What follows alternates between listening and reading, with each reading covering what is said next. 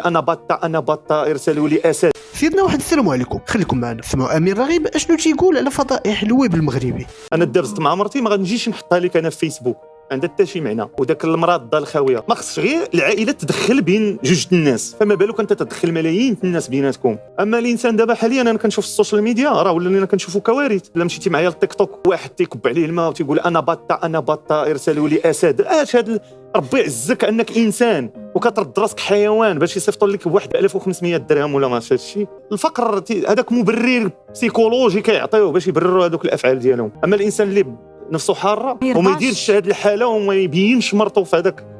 ولكن ملي كتوصل المساله ديال المعايطه وتنديروا المقالب ولكن هما هي لابسه واحد اللباس في شكل وغندير مقلب وداك الشيء باين شنو هو الهدف، وهو راضي على انه مرته تضر في هذيك الصوره. هذا مؤسف جدا. وكيف العاده خلونا ارائكم وتعليقاتكم حول هذا الموضوع، وتابعونا على قناتكم قناه ميكرو مغربي.